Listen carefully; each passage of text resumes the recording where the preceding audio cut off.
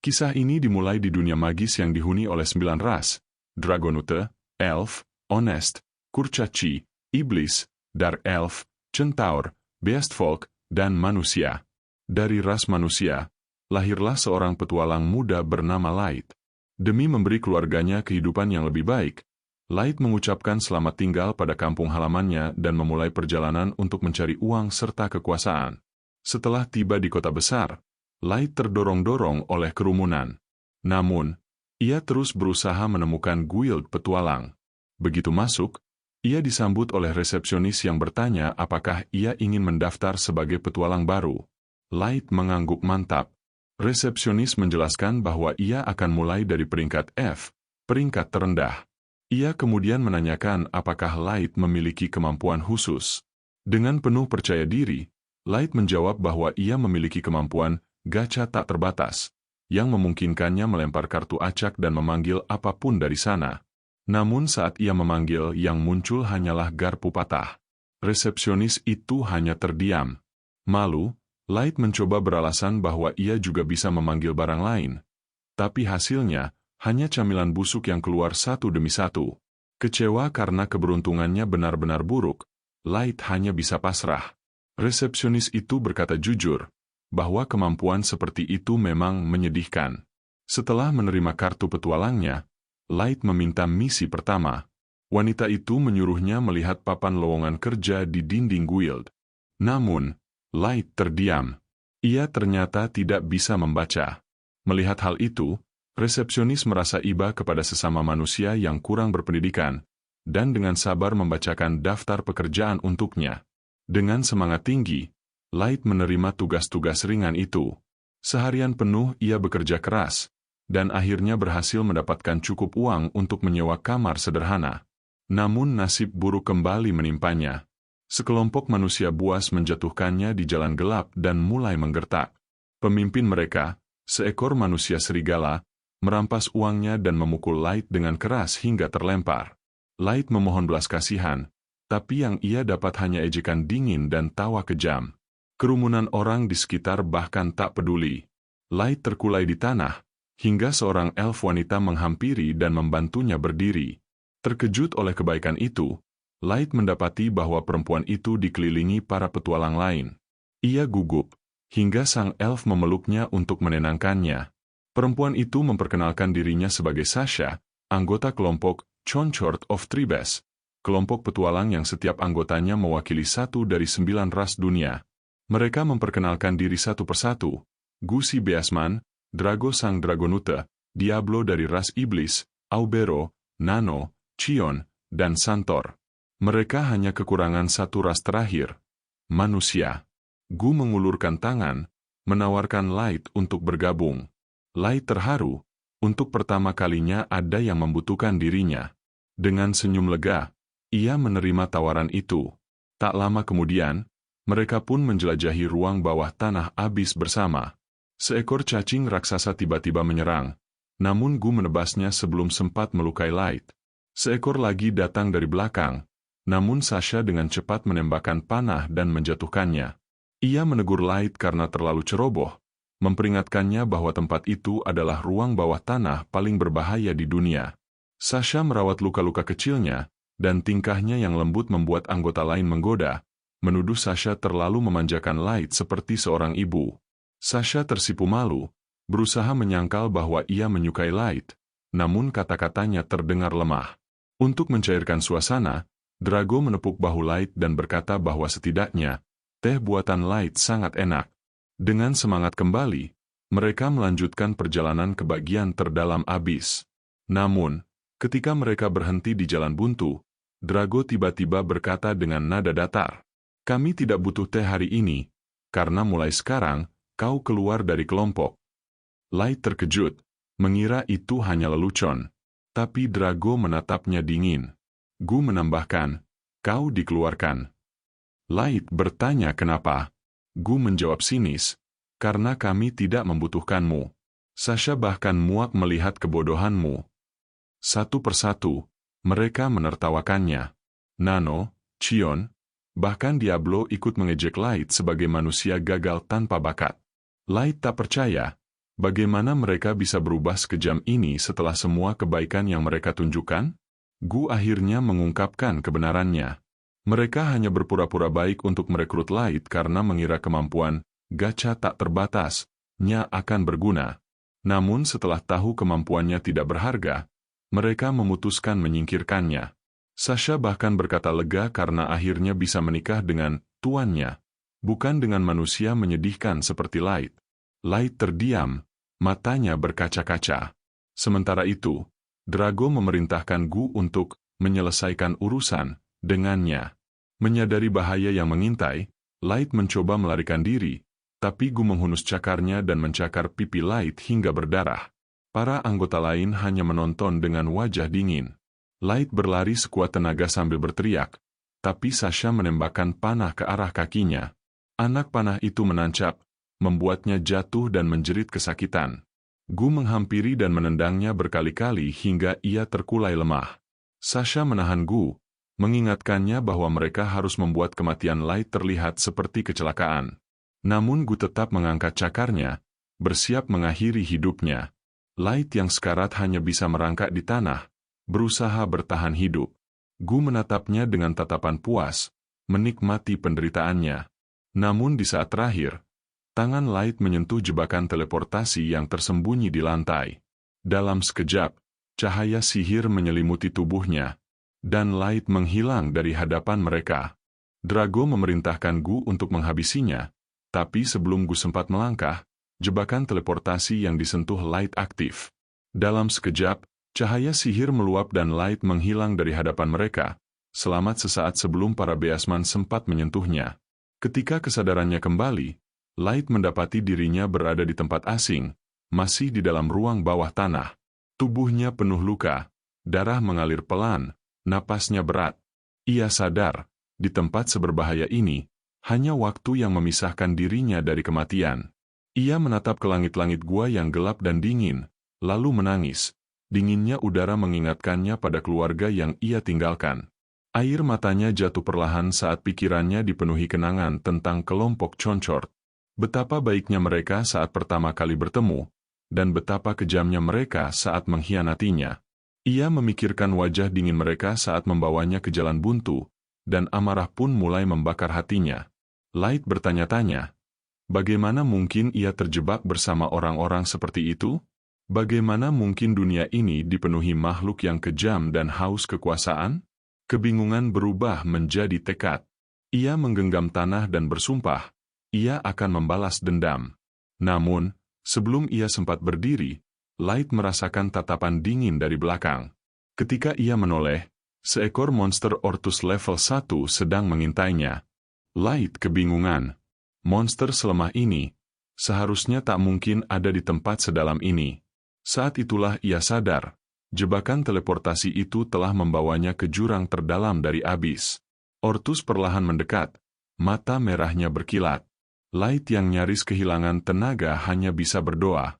Ia menggertakkan gigi, mengangkat tangannya, dan menggunakan kemampuan terakhir yang ia punya, gacha tak terbatas.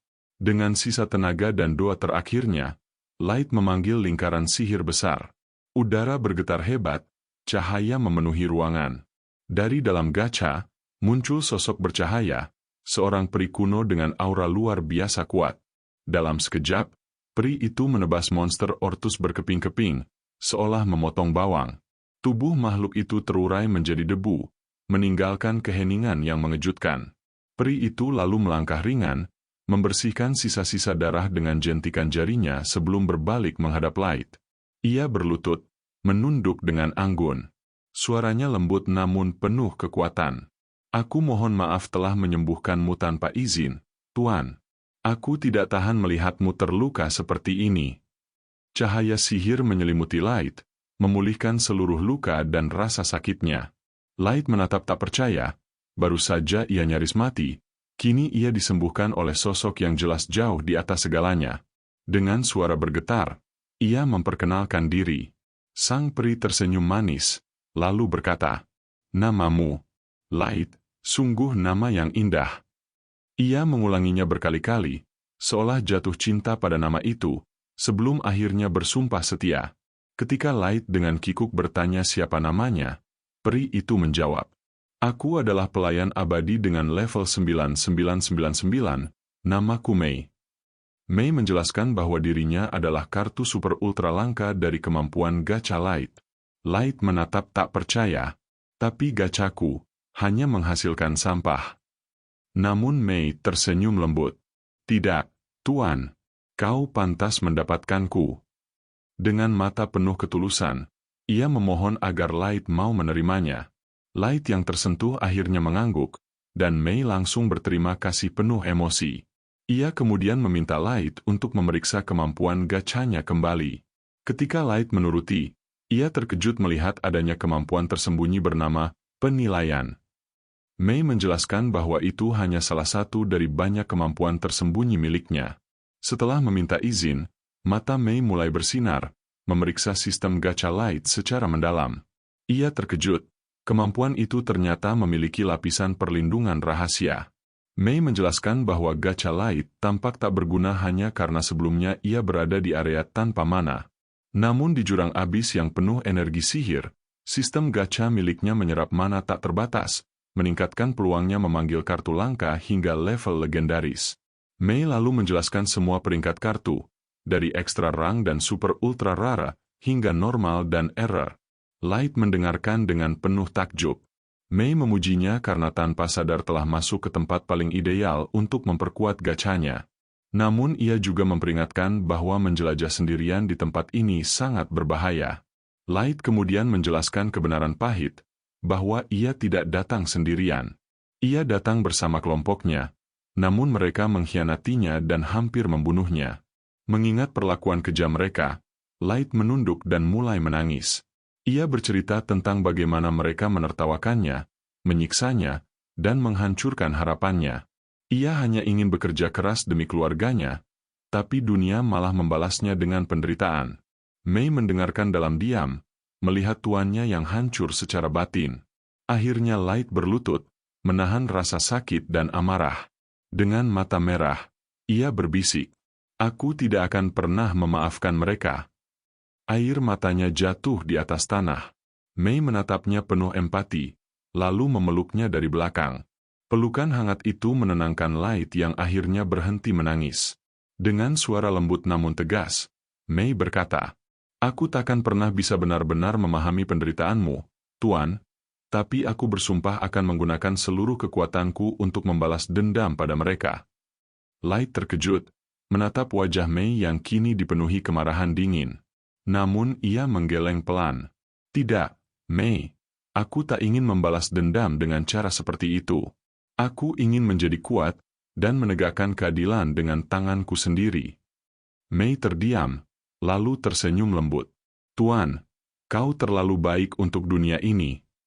Ia berjanji akan tetap di sisinya, membantu Light menjadi kuat tanpa kehilangan hati nurani. Light mengangguk. Untuk pertama kalinya, ia merasa tidak sendirian. Dengan dorongan mana yang melimpah di jurang, Light mulai menggunakan gachanya lagi. Lingkaran sihir besar muncul di bawah kakinya, bersinar terang. Dari sana, ia memanggil alat-alat pamungkas untuk membangun sesuatu yang baru, kerajaannya sendiri. 3 tahun berlalu sejak hari itu. Kini, Light memerintah ratusan pelayan di dalam istana megah yang ia bangun dengan tangannya sendiri. Mei tetap berada di sisinya, setia seperti hari pertama mereka bertemu. Semua pelayan menghormatinya, menyemangatinya, dan senang ketika diperhatikan oleh sang tuan. Mei, sebagai pengawas utama, menegaskan agar mereka semua berperilaku baik.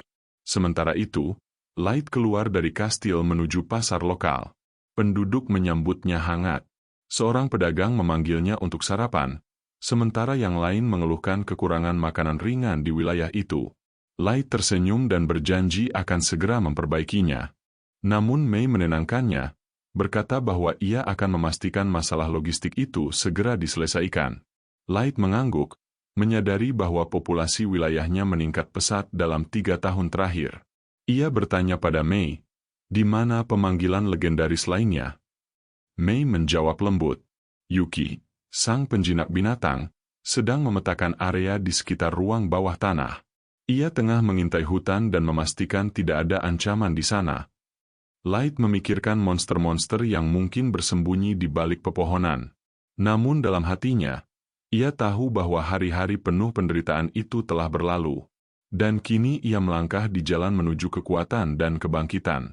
Mei menatap pelayan-pelayannya dan berkata dengan yakin, bahwa mereka tidak akan menjadi masalah bagi penjinak binatang jenius seperti dirinya. Ia lalu melanjutkan ceritanya, menjelaskan bahwa Eli sang penyihir kini tengah bekerja keras menciptakan sihir khusus, sesuai dengan rencana besar yang telah ia siapkan. Light mendengarkan dengan penuh perhatian. Ia bertanya-tanya dalam hati, apakah Eli benar-benar mampu menyelesaikan sihir serumit itu, karena mantra yang harus diciptakan sangatlah kompleks dan berbahaya. Lalu, Light bertanya tentang Nas, sang kesatria vampir yang dikenal hebat dalam pertarungan jarak dekat, namun cukup bodoh dalam hal lain. Mei tersenyum miring, menjelaskan bahwa ia telah menugaskan Nas berpatroli di halaman kastil. Dengan cara itu, setidaknya Nas tidak akan sempat menggunakan otaknya yang kosong dan membuat kekacauan di tempat lain. Light tidak mempermasalahkannya. Baginya, kehadiran Nas memang membuat suasana kastil menjadi lebih hidup.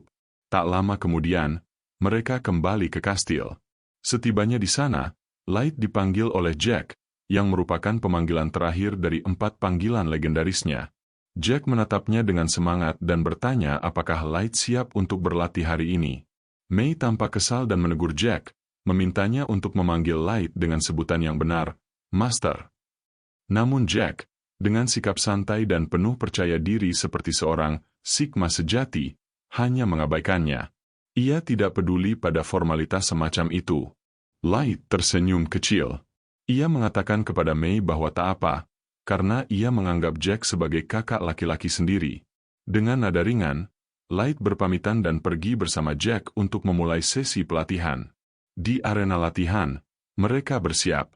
Begitu aba-aba dimulai, Light melesat cepat, meninju Jack tepat di perutnya yang keras. Jack terhempas beberapa langkah ke belakang, namun wajahnya tampak senang. Ia kagum dengan kekuatan Light, mengatakan bahwa petualang biasa pasti sudah mati jika menerima pukulan sekuat itu. Tapi Jack bukan manusia biasa, tubuhnya sekeras baja, seperti tank yang mampu menyerap serangan tanpa banyak luka. Mereka kembali beradu di tengah arena, saling melancarkan pukulan dan menangkis. Setelah beberapa benturan, mereka mundur sejenak, lalu kembali bertarung dengan kecepatan yang hampir tak terlihat. Sementara itu, di koridor kastil, Nas masih berpatroli seperti biasa. Kepalanya yang kosong bergoyang pelan setiap kali ia menyapa pelayan-pelayan lain yang lewat. Para pelayan itu tersenyum manis, mengatakan bahwa mereka merasa aman karena Nas selalu menjaga mereka. Nas begitu gembira mendengar pujian itu, hingga para pelayan mulai mengerjainya. Mereka berpura-pura cemas, menyarankan agar Nas memeriksa kamar tidur Light untuk memastikan tidak ada bahaya yang bersembunyi di sana. Nas, tanpa curiga, menganggap ide itu luar biasa, dan langsung menuju kamar sang master. Namun begitu mencoba membuka pintu, ia bertemu Mei, yang keluar dari dalam kamar. Nas menatapnya heran. Apa yang kau lakukan di kamar master? Bukankah dia sedang berlatih sekarang? Wajah Mei memerah. Dengan gugup, ia menjawab bahwa ia hanya sedang membersihkan kamar Light.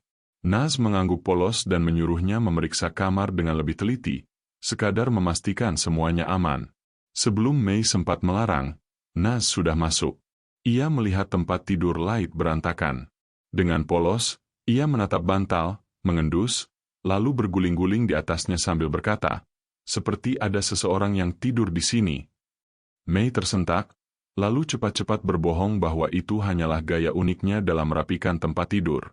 Nas terkesan, bahkan memuji metode spesial itu dan meminta untuk diajarkan cara yang sama.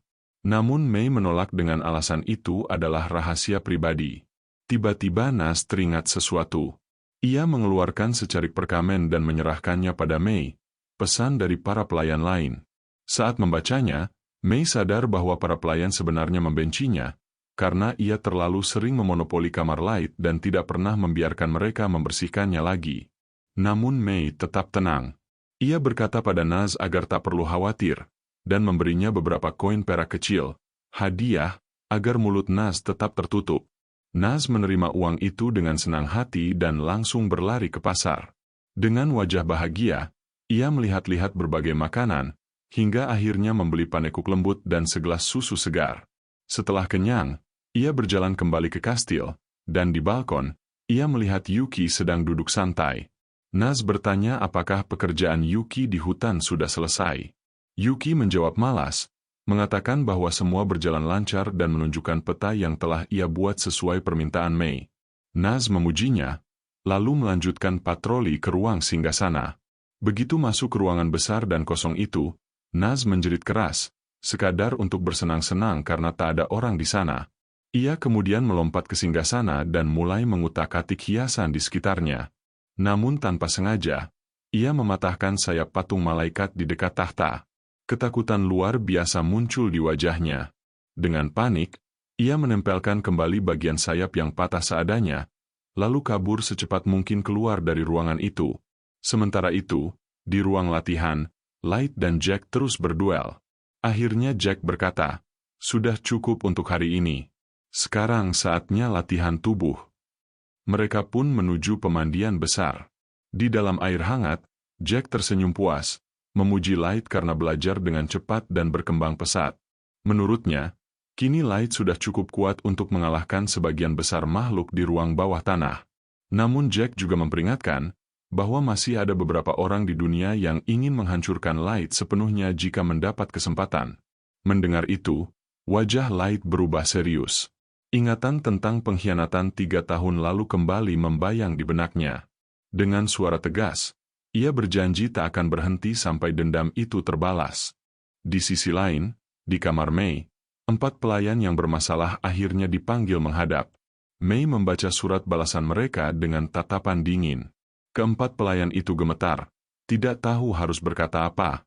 Mereka meminta maaf, mengaku bahwa kelakuan mereka hanyalah bentuk perhatian karena tahu Mei terlalu bekerja keras. Mei menghela napas. Ia menolak permintaan mereka untuk kembali membersihkan kamar Light, dan sebagai gantinya, menghukum mereka, dengan perintah untuk membersihkan seluruh lorong menuju ruang singgasana secara manual. Para pelayan menatapnya tak percaya. Lorong itu sangat panjang dan berat untuk dibersihkan. Namun Mei tetap memerintahkan mereka melakukannya, mengatakan bahwa pekerjaan itu akan membuat mereka sibuk, sementara ia dan Light pergi menjalankan misi penting. Sementara itu, di luar kastil, Naz berdiri di depan jendela toko, menatap sepasang sarung tangan indah yang ia inginkan. Sayangnya, uangnya tak cukup. Saat ia melamun, Ellie tiba-tiba muncul, menanyakan apa yang sedang ia lihat. Naz menunjuk sarung tangan itu, lalu bertanya kenapa Ellie kembali begitu cepat padahal seharusnya masih mengawasi proyek pembangunan baru. Ellie menjawab santai bahwa semuanya berjalan lancar, jadi ia memutuskan untuk menyelinap masuk sebentar. Tak butuh waktu lama sebelum keduanya berdebat soal siapa yang lebih dekat dengan Light. Ellie tersenyum licik, mengatakan bahwa ia bahkan baru saja menghabiskan malam tenang bersama sang master, meminum teh sambil membahas rencana mereka. Ia berjanji, pada pertemuan berikutnya, ia sendiri yang akan menyiapkan makan malam pribadi untuk Light. Naz terdiam sesaat, lalu tersipu. Dalam hati, ia bergumam pelan, "Kalau begitu, aku juga ingin minum teh bersama Master." Naz tersenyum dan menepuk bahu Ellie. Ia mengatakan bahwa dirinya ahli dalam pertarungan jarak dekat, jadi bila Ellie membutuhkan bantuan, ia bisa mencarinya kapanpun. Ellie membalas dengan senyum lembut, mengatakan bahwa suatu hari nanti, ia mungkin benar-benar membutuhkan bantuan itu. Dengan penuh semangat, Naz kembali ke tugasnya yang, bisa dibilang cukup bodoh, berpatroli keliling kastil tanpa arah. Sementara itu, di tempat lain dalam kastil, 4 pelayan yang sering membuat masalah kini tengah berkumpul. Mereka bergosip sambil berkomplot melawan Mei, membandingkannya dengan pria berkumis kecil dari Jerman, simbol kesewenang-wenangan dan amarah. Salah satu dari mereka berbisik, "Haruskah kita melaporkan kelakuan Mei kepada Master Light diam-diam?" Namun yang lain segera menggeleng panik. Tak seorang pun berani menanggung amarah Mei jika rencana itu sampai ketahuan. Kemudian, pelayan berambut ungu berkata lirih, "Lagi pula, Master Light sangat peduli pada Mei. Dia adalah pemanggilan pertamanya." Yang lain menimpali, mengatakan bahwa Light bahkan membutuhkan waktu 2 bulan penuh untuk akhirnya memanggil Yuki setelah Mei. Artinya selama 2 bulan itu, hanya mereka berdua yang berada di ruang bawah tanah. Kecemburuan pun mulai membuncah. Keempat pelayan itu mulai berguling di lantai, menggerutu, dan melakukan hal-hal aneh karena iri. Hingga akhirnya, salah satu dari mereka memiliki ide gila, melakukan sihir Fodo untuk menyingkirkan Mei dari kastil. Mereka duduk di meja, menyalakan lilin, melantunkan mantra kematian dengan wajah serius, seolah-olah mereka benar-benar tahu apa yang sedang mereka lakukan. Namun, sial bagi mereka. Mei mendengar semuanya. Dengan langkah tenang namun aura mengancam, Mei memasuki kamar mereka. "Jadi, begini caranya kalian menghabiskan waktu," katanya datar. Keempat pelayan itu langsung panik, bersimpuh dan meminta maaf, mengatakan bahwa itu hanya lelucon dan rasa cemburu semata. Namun Mei menatap mereka tajam, menyuruh mereka berhenti berhayal dan berfantasi tentang hal-hal bodoh. Ia menjelaskan bahwa selama 2 bulan antara pemanggilan dirinya dan Yuki, Light tidak melakukan apa-apa selain berlatih keras. Ia belajar semua bentuk sihir, bela diri, dan pengetahuan dunia, tanpa sempat melakukan hal lain. Mendengar itu, para pelayan tampak sedikit lega, meski rasa malu masih menempel di wajah mereka. Mei kemudian berkata pelan, "Awalnya aku datang untuk meminta maaf karena terlalu keras pada kalian. Tapi sekarang, aku sadar, ternyata belum cukup keras." Dengan senyum tipis, ia menambahkan, "Mulai sekarang, bersihkan juga seluruh ruang singgasana. Anggap itu latihan, untuk sihir Fodo kalian." Tak ada yang berani melawan. Mereka semua hanya menunduk dan mulai membersihkan ruangan besar itu tanpa suara. Namun, saat mereka sibuk mengelap lantai dan mengangkat debu, pelayan berambut hijau tiba-tiba tanpa sengaja menjatuhkan sepotong sayap patung malaikat, sayap yang sebelumnya telah dipatahkan oleh Nas. Benda itu jatuh dan pecah di lantai, membuat mereka semua membeku ketakutan. Wajah pucat, tangan gemetar. Mereka saling pandang, membayangkan murka Mei jika mengetahui hal itu. Untuk kali ini, mereka sepakat dalam hati, diam adalah keselamatan. Keesokan paginya, Light berjalan memasuki ruang bawah tanah. Di sana sudah menunggu 3 sosok setianya, Nas, Ellie, dan Yuki. Ia menyapa mereka dengan tenang, namun belum sempat suasana mencair, Nas dan Ellie sudah kembali bertengkar seperti biasa. Namun, pertengkaran itu tak berlangsung lama, karena tiba-tiba, bayangan kelam muncul di ujung ruangan. Seekor hellhound muncul dari kegelapan, mata merahnya menatap tajam. Langkah Light terhenti. Dadanya sesak. Itu, monster yang sama, yang menghancurkan hidupnya 3 tahun lalu. Meski ia kini jauh lebih kuat, trauma itu belum pudar. Setiap kali melihat hellhound, darahnya seolah membeku. Namun para pemanggilnya, Nas, Ellie, dan Yuki, justru tampak marah. Nas mencabut pedangnya, berteriak ingin memotong monster itu menjadi serpihan. Ellie bersiap melancarkan sihir penghancur, bahkan meminta izin untuk memusnahkan seluruh ras hellhound dari dunia ini. Sementara Yuki, dengan nada dingin, berkata bahwa ia bisa saja mencari gerbang neraka dan melempar monster itu langsung ke dalam lubang terdalam. Aura mereka begitu mengerikan, sampai-sampai hellhound itu mundur ketakutan. Namun Light segera mengangkat tangannya, menenangkan mereka. Perlahan, ia maju dan menepuk kepala hellhound itu. Ia tahu, bahkan sebuah perintah kecil darinya bisa membuat ketiga pemanggil legendaris itu menghapus seluruh ras dalam sekejap. Dengan suara tenang namun tegas, Light berkata, "Kita punya hal lain untuk dilakukan. Saatnya menuju permukaan. Rencana balas dendam dimulai hari ini." Kamera berpindah ke kota besar yang dikuasai ras serigala. Di antara mereka, berdirilah sosok gagah bernama Lord Garu, pemimpin kuat yang dihormati semua orang. Suatu hari, ia melangkah di jalanan kota dan melihat seorang anak manusia kecil yang mengais-ngais makanan di tumpukan sampah. Tanpa rasa iba, Garu menendang anak itu dan meludahinya. "Menjauh dari jalanku, cacing," katanya dingin. Ia kemudian masuk ke bar megah tempat para bangsawan binatang biasa berkumpul. Begitu melihatnya, semua orang berdiri memberi hormat, seolah menyambut dewa. Garu tersenyum puas, menikmati pujian mereka. Ia dikenal sebagai pahlawan yang membantu rakyat miskin, menyelamatkan anak-anak yatim dari daerah kumuh, dan membangun reputasi besar di mata semua manusia binatang. Namun di balik itu semua, ia hanyalah sosok licik yang pandai memainkan citra. Sambil meneguk minumannya, Garu berkata dengan suara berat, "Menjadi pemimpin tak semudah yang kalian kira. Kalian harus tahu kapan menjadi manusia, dan kapan menjadi binatang." Salah satu pengikutnya, yang tampak penasaran, bertanya tentang pekerjaan besar yang Garu lakukan 3 tahun lalu. Namun Garu hanya tersenyum samar. "Itu rahasia," katanya pelan. Dalam hatinya, ia mengingat masa lalu itu, pekerjaan berdarah yang membuatnya kaya raya dan terkenal. Pekerjaan yang melibatkan pembunuhan seorang bocah manusia, yang katanya adalah master dari dunia bawah tanah. Mereka tak pernah menemukan jasad bocah itu, tapi Garu yakin, mustahil anak itu masih hidup setelah semua luka yang ia derita. Namun jauh di lubuk hati, ada keraguan yang terus mengusik. Siapa sebenarnya bocah itu? Dan mengapa banyak bangsa memburunya dengan begitu bersemangat? Ia menepis pikirannya. Lebih baik membiarkan anjing tidur. Menyelidiki lebih jauh hanya akan membawa petaka. Tak lama, bar itu kedatangan tamu tak terduga, Mei. Ia melangkah masuk dengan tenang, tatapan tajam, dan aura bangsawan yang kuat. Semua orang langsung memperhatikannya. Mei memperkenalkan diri dan bertanya, "Apakah kau Garu, mantan anggota perkumpulan suku serigala?" Para bawahan Garu segera menegurnya karena berbicara kasar pada tuan mereka. Namun Mei hanya menatap tajam dan menyuruh semua orang diam. Garu mendengus. "Siapa kau sebenarnya?" Dengan penuh wibawa, Mei menjawab, "Namaku Mei.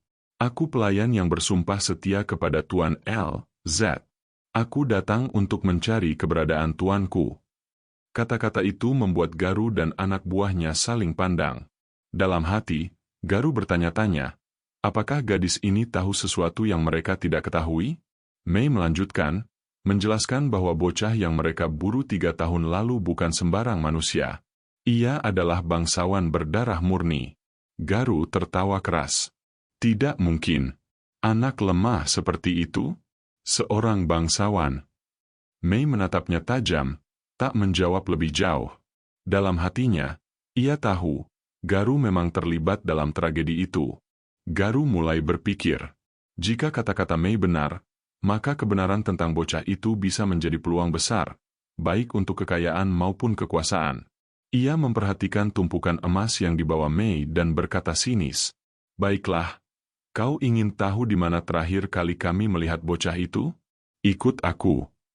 Namun dalam pikirannya, Garu sudah memiliki rencana lain. Ia tidak berniat menolong Mei. Ia akan menjebaknya, karena bagi pria seperti Garu, kematian seseorang selalu bisa dijadikan keuntungan. Nas memberitahu Eli bahwa ia sedang berada di tengah pertempuran jarak dekat. Ia berkata, jika suatu hari Eli membutuhkan bantuan, maka ia bisa mencarinya. Eli tersenyum dan menjawab bahwa suatu hari nanti, ia pasti akan memanggil bantuan itu.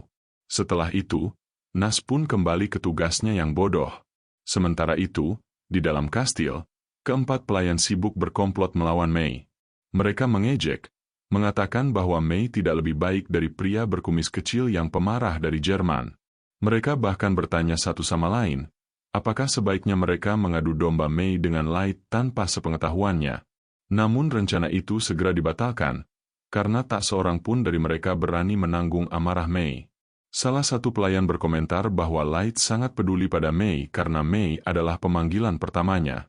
Pelayan berambut ungu menambahkan, Light butuh waktu 2 bulan untuk akhirnya memanggil Yuki, yang berarti, selama 2 bulan itu, Light dan Mei berdua saja di ruang bawah tanah.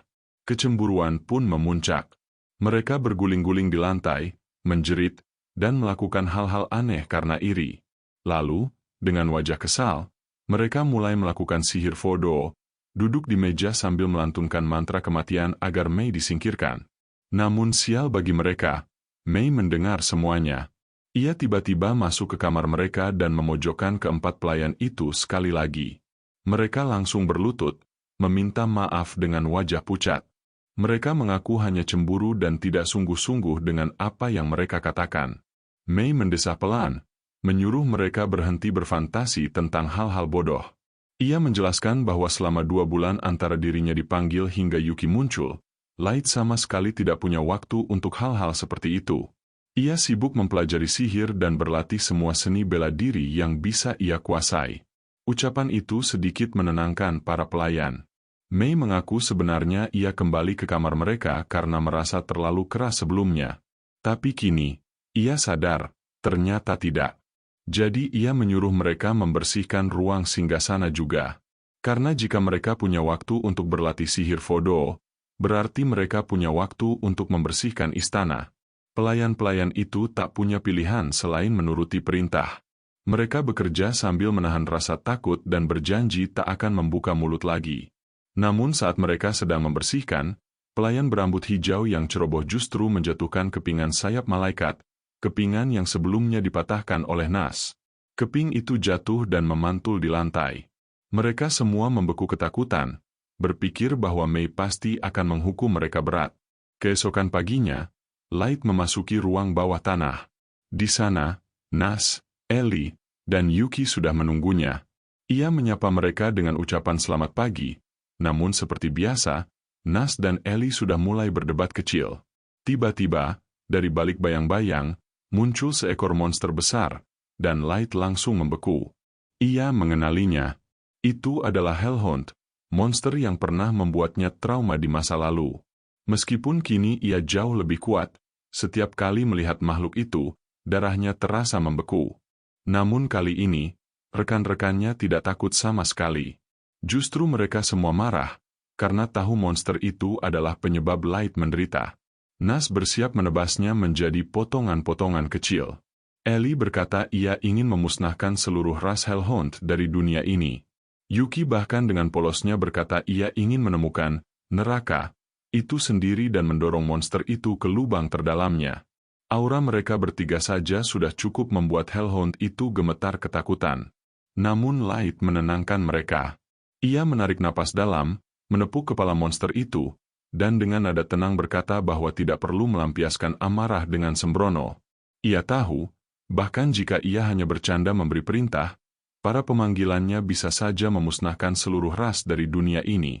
Setelah itu, Light menatap mereka dan berkata pelan, "Sekarang, saatnya kita menuju permukaan.